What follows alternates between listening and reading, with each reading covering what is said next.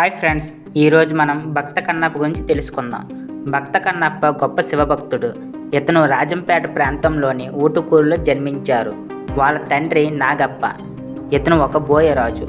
అతని భార్య పేరు దత్త. వీరిద్దరూ సుబ్రహ్మణ్య స్వామికి భక్తులు. వీరిద్దరికీ కలిగిన పుత్రుడి పేరే తిన్నడు. తండ్రి నాగప్ప తిన్నడికి అస్త్ర విద్యలు నేర్పించారు. విలువిద్యలో గొప్పవాడు తిన్నడు ఒకరోజు వేటకు వెళ్ళాడు. అక్కడ ఏమీ దొరక్క తిన్నడు ఒక చెట్టు కింద విశ్రాంతి తీసుకుంటాడు. తిన్నడుకి కలలో మహాశివుడు కనిపిస్తాడు. కొంతసేపటి తరువాత తిన్నడు నిద్ర నుంచి లేచిన వెంటనే ఒక అడవి పంది కనిపిస్తుంది. దీన్ని వేటాడుతూ వెళ్తాడు.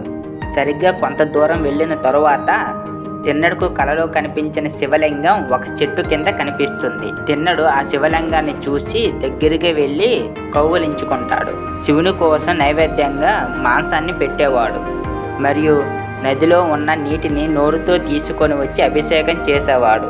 ఇలా తిన్నడు ప్రతిరోజు చేసేవాడు. అదేవిధంగా ఆ ఊరిలో శివగోచారి అనే భక్తుడు శివుడికి పూజ చేసేవాడు. ఒక పక్కన శివగోచారి శివుడికి పూలతో పూజ చేసేవాడు. అలానే అక్కడ తిన్నడు నైవేద్యంగా పెట్టిన మాంసాన్ని తీసి బయట పడేసేవాడు. ఇంకో పక్కన చూస్తే తిన్నడు మాంసాన్ని నైవేద్యంగా పెట్టేవాడు. అక్కడ శివుడికి అడ్డంగా ఉన్న పూలను బయట పడేసేవాడు తిన్నడు. అలా కొన్ని రోజులు గడుస్తాయి. ప్రతిరోజు వచ్చేలాగే శివగోచారి శివలింగానికి పూజ చేయడానికి వస్తారు. అప్పుడు శివగోచారి శివలింగానికి ఎవరు మాంసాన్ని నైవేద్యంగా పెట్టారు అని ఆలోచిస్తాడు. వాళ్ళ సంగతి ఎలా అయినా చూడాలని అనుకుంటాడు. అదే రాత్రి శివగోచారి కలలోకి శివుడు ప్రత్యక్షమై అతను నా భక్తుడే, అతను ఎంత గొప్పవాడో నువ్వు రేపు చూడు అని చెప్తాడు శివుడు. ఆ మరుసటి రోజు తిన్నడు శివలింగానికి పూజ చేయడానికి వస్తాడు. తిన్నడు నోటిలో నుంచి నీళ్లు తెచ్చి శివలింగానికి అభిషేకం చేస్తాడు. ఆ పక్కనే శివగోచారి దూరం నుంచి చూస్తూ ఉంటాడు. తిన్నడు తెచ్చిన మాంసాన్ని శివుడికి నైవేద్యంగా పెట్టాడు. కొంతసేపటి తరువాత శివుడి కంటి నుంచి రక్తం కారుతుంది. అది చూసిన తిన్నడు ఔషధం ఆకులు తెచ్చి నూరి కంటికి పెడతాడు. అయినా సరే రక్తం ఆగదు. అప్పుడు తిన్నడు తన దగ్గర ఉన్న బాణంతో తన కన్ను తీసి శివలింగానికి పెడతాడు. అప్పుడు రక్తం ఆగుతుంది. అప్పుడే రెండో కన్ను నుంచి కూడా రక్తం కారుతుంది. రెండో కన్ను పెట్టడానికి ఆలోచిస్తాడు తిన్నడు.